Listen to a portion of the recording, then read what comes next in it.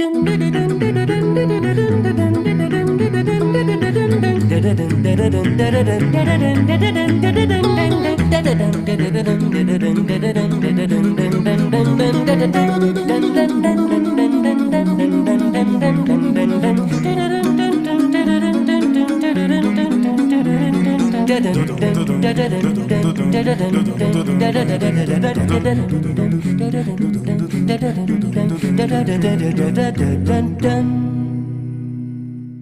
evening, ladies and gentlemen. We're so glad to welcome you as part of our community tonight. Please note that this webinar is being recorded and distributed live stream. By entering this virtual meeting room, you give your consent to be recorded and distributed via Vienna Live with Simeon Morrow and other third parties. If you wish to not be recorded, please go to the LinkedIn Live video feed, link to which I have just placed in the chat room.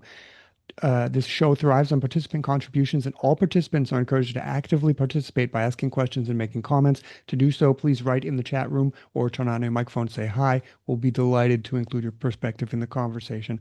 Tonight, our featured guest is saxophonist Andrew Hadro, whose new album, ArchMusic, will be the subject of tonight's conversation.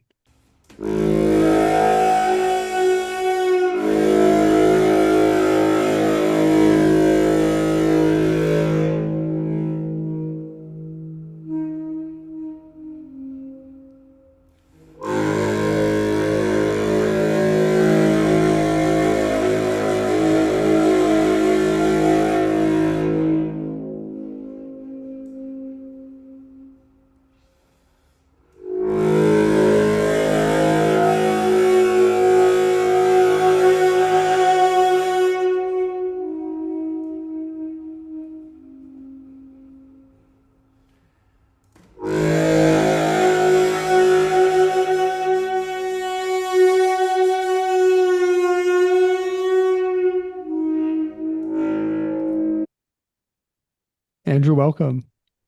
Thank you very much. Andrew, please tell us a little bit about where you come from, how your musical tastes were formed, and the moment you decided to become a professional jazz saxophonist, or saxophonist, I should say. Sure. So I was born in Mexico, but I mostly grew up in Illinois, outside of Chicago, in the northern suburbs, and it had a great, public schools, but they had a great music program. So I started playing music pretty early on. I actually started a little bit earlier than they start in the schools, probably because my brother started. And I actually started on flute. As to why, I'm not 100% sure, probably because my brother was playing clarinet and maybe I wanted to play clarinet and couldn't. I don't know. But I worked my way into the public school music program, and that's just where I sort of found all my friends and where I sort of associated myself. Started doing jazz band when they offered it. They didn't allow flutes in the jazz band, so I started playing saxophone. Eventually found my way to the baritone saxophone, which is my primary saxophone. And that was just always where my community was. It's where I thought of myself when I was like, what do I do? I play music. And eventually I sort of realized, okay, that means you're a musician, you're going to go to music school. I never really like sat down and was like, hey, do I want to do this? Do I not? It was just at some point I was like, oh, okay, well, I am doing this. So that means I need to start practicing, get better, go to school, and do all that sort of thing. So I'm a product of public music education, and proudly so. Okay, let's have a listen to the next track. This is Béton Coigné.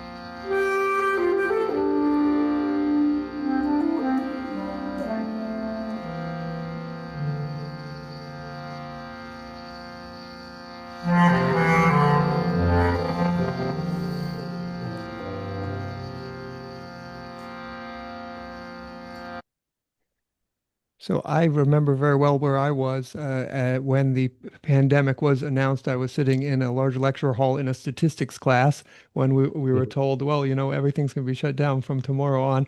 So tell us, where were you, and how did this eventually turn into this album, ArchMusic? Yeah, I mean the whole album is COVID related. I had heard about COVID. I probably was at home here. This is the apartment I was living in when COVID hit. I was probably here when I found out, hey, everything's shutting down, nobody can go out. And honestly, I was very productive at first because no more day jobs, no more responsibilities. I was like, great, time to practice. So actually, for the first few months of COVID, I studied online through Skype with a flutist in the Detroit Symphony Orchestra. It's the most flute I've ever practiced. I was practicing 8, 9 hours a day. I hadn't done that since I was in college. I commissioned a bunch of composers to write string music, thinking, a few months. Okay. So actually, the first few months, it was wonderful. Not wonderful, obviously, that people were sick, but wonderful in terms of I was getting a lot done. I petered out. You can only do that for so long. You can only stay in the same room and practice for so long. I wanted to perform. So, by that point, we realized, okay, we can go outside. We can be outside a little bit more safe. So I would go to Prospect Park, which is about a little less than a mile from where I am now, which is the biggest park in Brooklyn and New York City where I live. And I would play. And you can play outside pretty safely, and it's a little bit more public. People can sort of hear you. But playing, especially saxophone alone, is really hard, right? Especially playing outside is really hard. Playing saxophone alone in a performance space is really hard because you're just playing. You have no harmony. You can't, on piano, you can accompany yourself, but on saxophone, you can't. So in Prospect Park, I found there's a tunnel. And I made it my goal to play in all the tunnels. You're seeing some photos of one of the tunnels that's more beautiful where I had some photos done and I would play in that tunnel.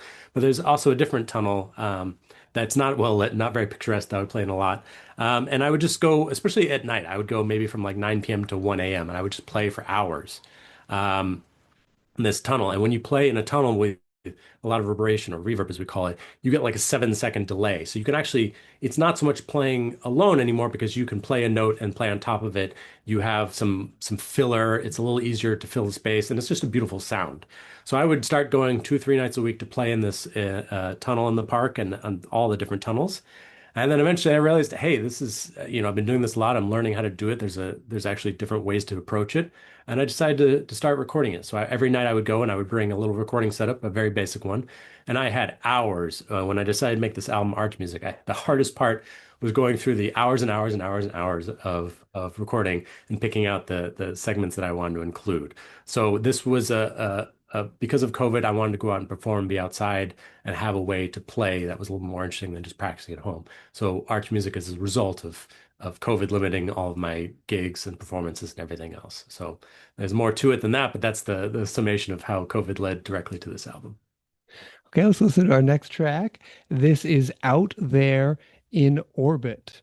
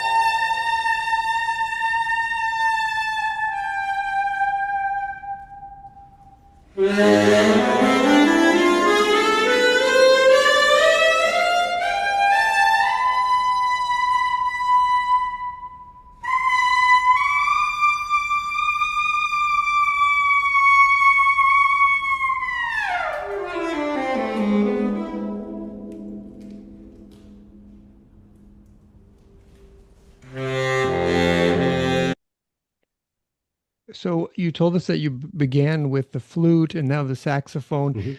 Are these instruments, is the destiny of a flutist or a saxophonist to be as part of an ensemble? Is this album an Mhm. outlier?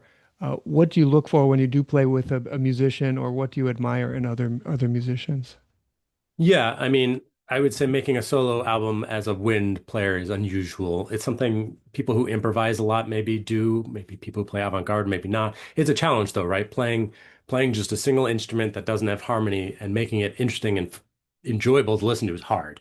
It's a definite challenge. It's something that was daunting, and in the back of my mind, I wanted to do, but it's difficult. So being in a tunnel and having a different sound allowed me to do it. You also like on the second track, you'll hear I have a shruti box, which is an Indian drone instrument that I would also bring. So there were different techniques I would bring to make it easier. But also, yeah, this was a great, I realized making a solo record is hard, but here I have an opportunity to do it. So it's not something you would normally do. Normally, as a saxophonist, you're part of an ensemble or leading an ensemble. Even if you're the only saxophonist, you generally have a rhythm section or something like that. So no, not normal, but something I want to do. As to what I look for in other musicians, creativity and uniqueness. I mean, we have 100 years of recorded music. It's if you like straight ahead music and you want to sound just like John Coltrane and Charlie Parker, that's great, but it's pretty hard to want to go listen to you instead of Charlie Parker or John Coltrane, right? So, being influenced by them is great, but having your own thing, which, everybody says, oh, if you just study John Coltrane long enough, you'll have your own thing. I actually don't know if that's true. I think so. For me, uniqueness and having something interesting that's not come before is kind of what I look for across genres generally. Not that I don't listen to Haydn and Bach and Beethoven too, but like, especially when I'm listening to contemporaries of mine and modern musicians.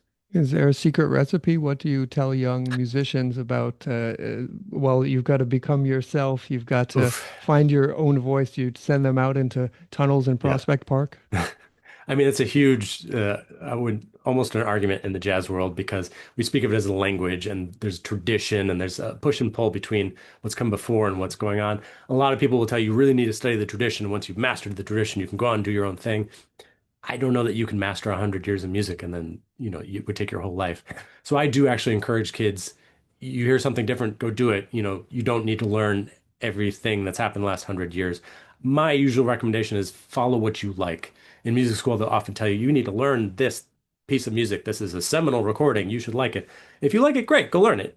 If you don't like it, I'm more so like, skip it. There's like follow you'll never go wrong following the music you love. You might not find your way into music that everybody loves. You might be an outlier, but you'll succeed most and you'll be the happiest, I think. So that would be my recommendation. Follow what you like, not what other people are telling you you should like. Let's have a listen to our next track. This is Low Down, Hoedown.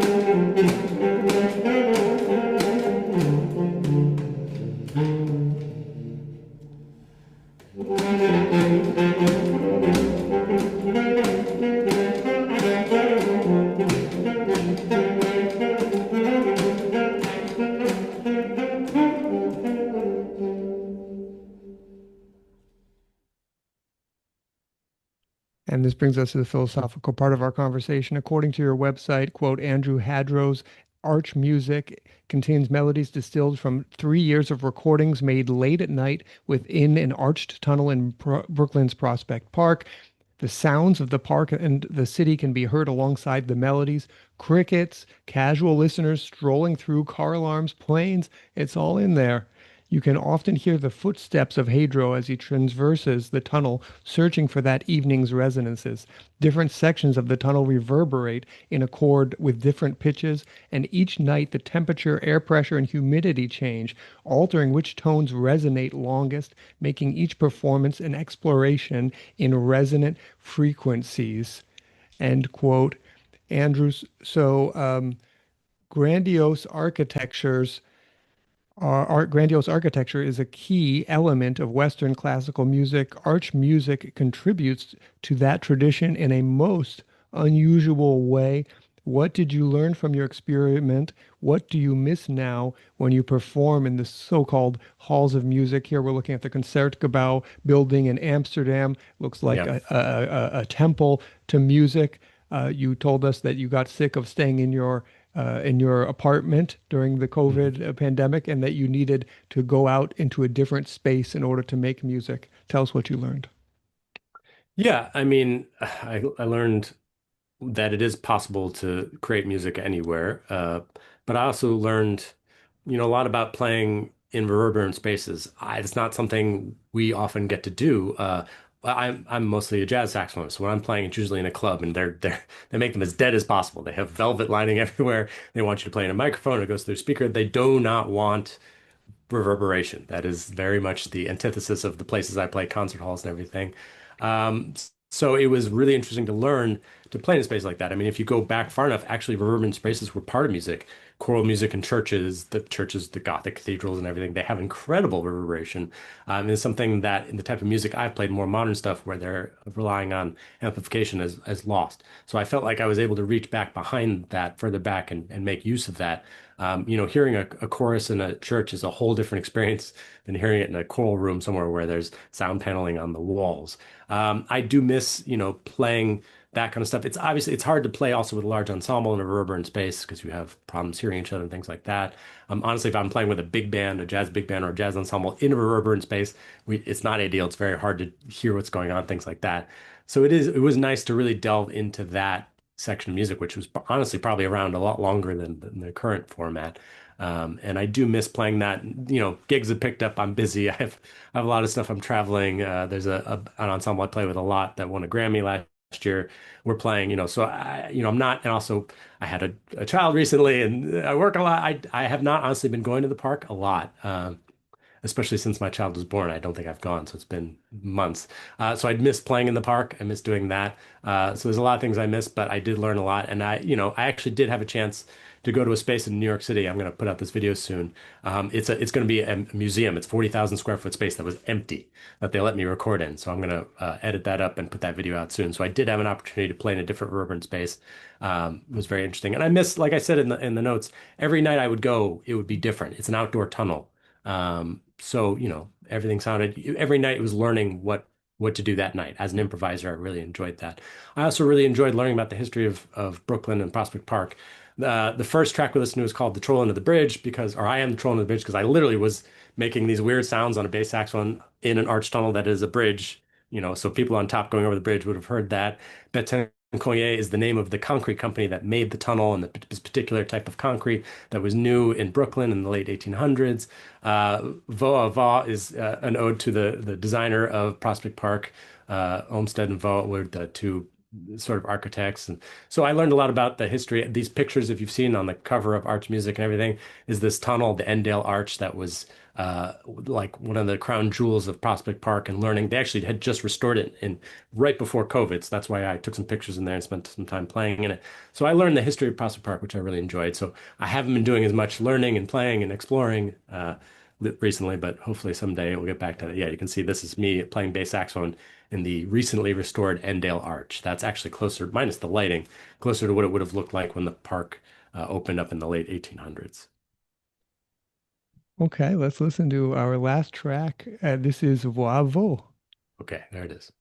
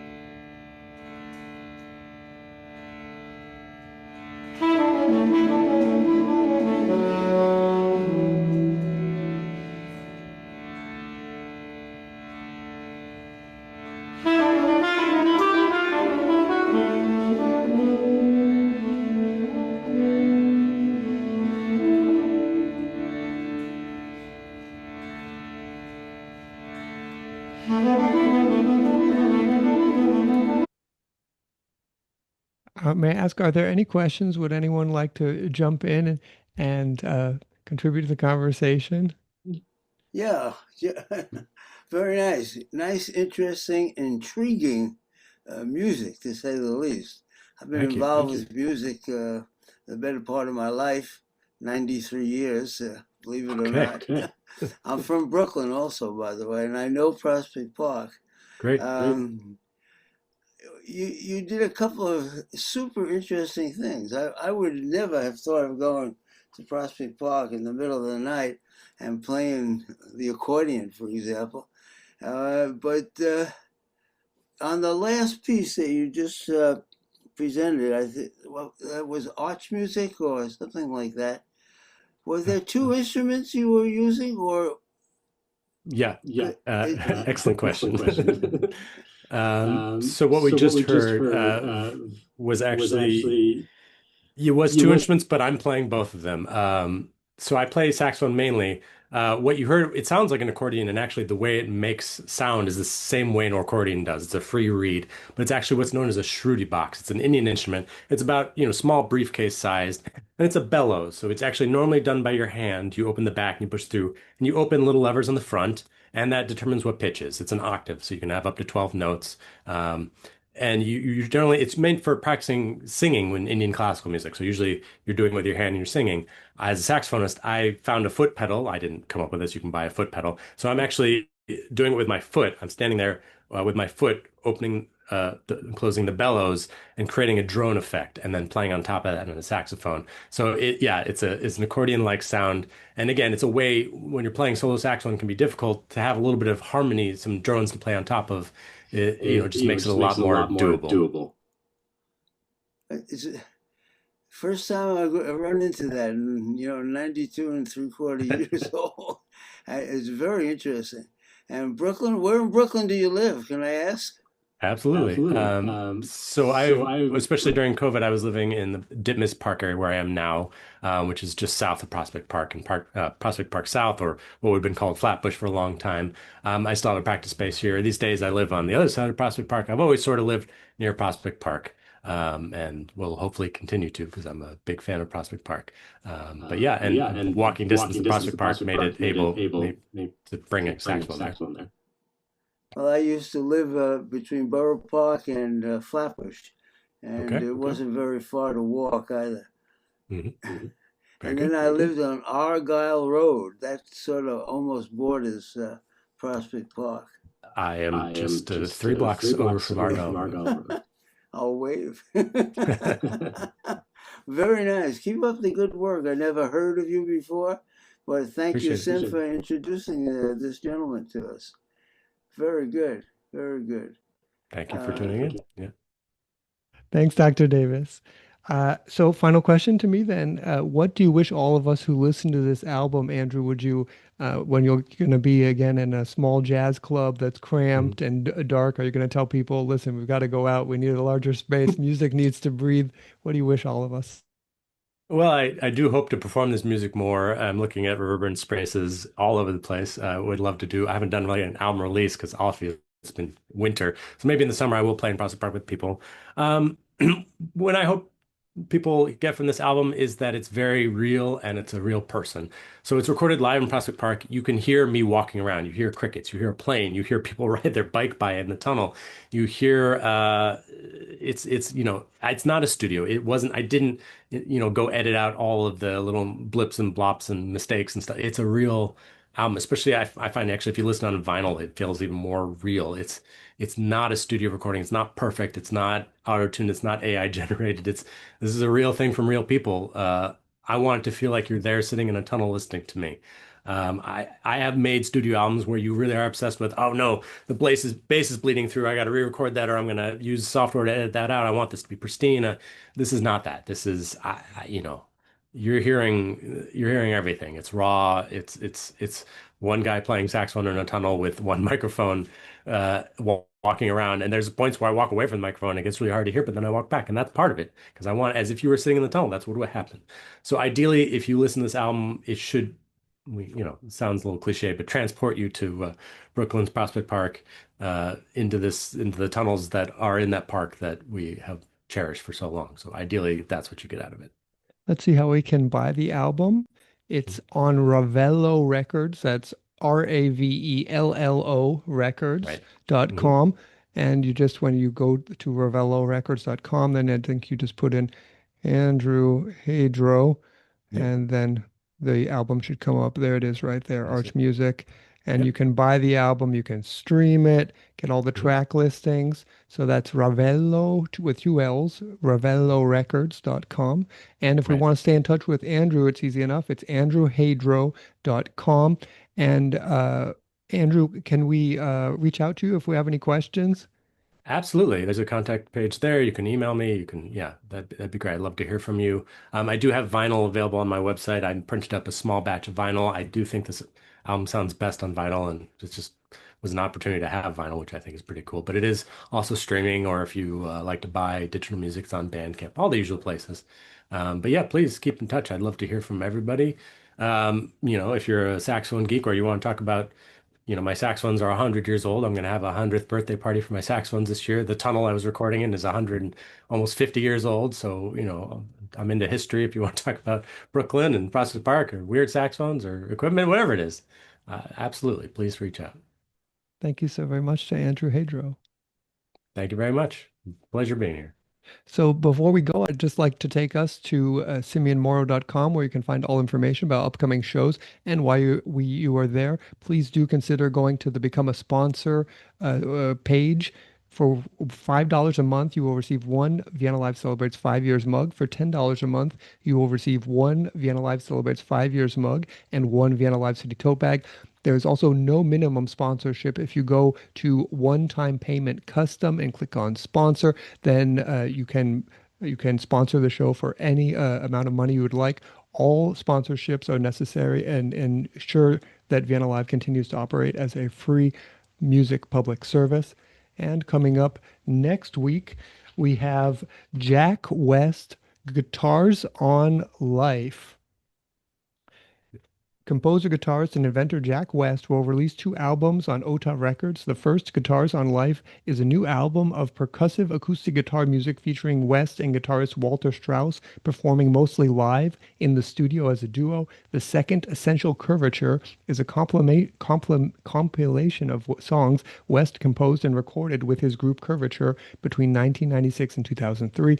Both recordings showcase West's innovative approach to the acoustic guitar and to composing instrumental music with a focus on rhythm and groove. Let's discover the Guitars on Life. That's again Jack West Guitars on Life, and that is next Wednesday. All information about upcoming shows may be found at www.simeonmora.com. Once again, thank you so very much to Andrew Hadro. Thank you to Vienna Live's corporate and individual sponsors. Your ongoing support allows Vienna Live to continue to operate as a free classical music public service. Thanks very much to my cousin Mike, a marketer from Layer App. If you're an architect or an engineer, they have a really cool tool you should check out. And of course, most of all, thanks to you, our participants, who make it all worthwhile. From New York City, New York, and Washington, D.C., goodbye, and see you next Wednesday. Bye bye.